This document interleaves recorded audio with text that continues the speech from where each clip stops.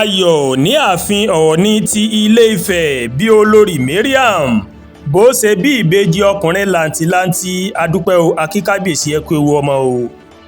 Ariwo ayọ̀ ní ààfin Ọọ̀ni ti Ilé-Ifẹ̀ bí olórí Mariam ṣe bí ìbejì. Ìdùnnú ti ṣubú lu ayọ̀ báyìí ní ààfin Ọọ̀ni ti ìlú Ilé-Ifẹ̀ ọba Adéyẹyè Ẹniìtàn Ògúnwùsì. Ìdí ni pé olórí àgbà Mariam Ajíbọ́lá ti bí ìbejì làǹtìlanti ọkùnrin méjì fún orí adé náà. Ìdí ni pé olórí àgbà Mariam Ajíbọ́lá ó ti bí ìbejì ọkùnrin méjì làǹtìlanti fún orí adé náà. Kábíyèsí àrólé Oòduà fúnra rẹ̀ ìmọ̀ ló máa fi ìròyìn náà léde lójú òpó ayélujára Instagram rẹ̀ ní ìdájí òní ọjọ́ Ẹtì Friday. Ọba Ògúnwùsì ní ògo ni fún Ọlọ́run fún àwọn iṣẹ́ ìyanu àti ìbùkún rẹ̀ lẹ́ẹ̀kan sí i. A kí gbogbo ààfin àti ìdílé àrólé Oòduà, a kí wọn kú oríire bí olórí àgbà Mariam Ajíbọ́lá bó ṣe bí ọmọ ọba ọkùnrin méjì sórí ìtẹ́ Odùduwà. A dúpẹ́ pé ìyá àtàwọn ìbejì náà wọ́n wà ní àlàáfíà. Bí ẹ kò bá gbàgbé, ó tó ọjọ́ mẹ́ta tí olórí Mariam Ajíbọ́lá tó ti jáde síta fún ojú rí. Ọ̀pọ̀ èèyàn ìlú sì máa ń bèèrè pé níbo ni olórí náà wà.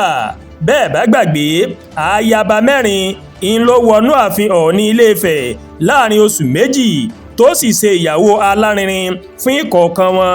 Orúkọ àwọn olórí náà ni ayaba Mariam Ajíbọ́lá, Ànákò Ògúnwùsì, olórí Elizabeth Ògúnwùsì, olórí Tóbi Philip Ògúnwùsì àti ayaba Ashley Ògúnwùsì. Ta ni olórí Mariam Ajíbọ́lá Ògúnwùsì gan? Gbajúmọ̀ oníṣòwò epo ìní arábìnrin Mariam Ànákò, ọmọ ẹ̀yà Èbìrà ní ìpínlẹ̀ Kogi sì ni. Ìlú Ìlọrin ìmọ̀lámọ̀ gbọ́ pé àwọn òbí rẹ̀ wà. Bákan náà la gbọ́ pé Mariam ó pàdánù bàbá rẹ̀ láti ìgbà èwe rẹ̀. Ilé ọ̀gá ọlọ́pàá pátápátá ti orílẹ̀-èdè Nàìjíríà Mohammed Dikko Abubakar ó ní wọ́n sì ti tọ́ dàgbà. Ìyá rẹ̀ pẹ̀lú ó mà jẹ́ ọlọ́pàá tó ti fẹ̀yìntì. Mariam Ànákò ó ní obìnrin kẹrin tí yóò jẹ́ olórí ọba Ògúnwùsì lẹ́yìn tó pínyà pẹ̀lú wòlíì Naomi ní ọdún tó kọjá. Akíyà ọlọ́mọ o ẹ kú ewu ọmọ, Ọlọ́run ó wù ọmọ náà. Ibi tọ́mọ náà ti jáde àìsàn ò ní wọbẹ̀. Àdúrà gba Olúwatóyìn ló ń kàròyìn sí létí láti kàn ní Ẹ̀yà Yorùbá World TV. Bẹ́ẹ̀ ṣe ń wò wá, ẹ máa bá wa like, ẹ máa share, ẹ máa comment. Ẹ má tún gbàgbé láti bá wa subscribe sórí YouTube channel wa, kẹ́ wá bá wa tẹ notification bell láti lè máa máa wo ètò wa lọ́kọ̀ọ́jọ̀kan tó bá ti gorí ìkànnì yìí.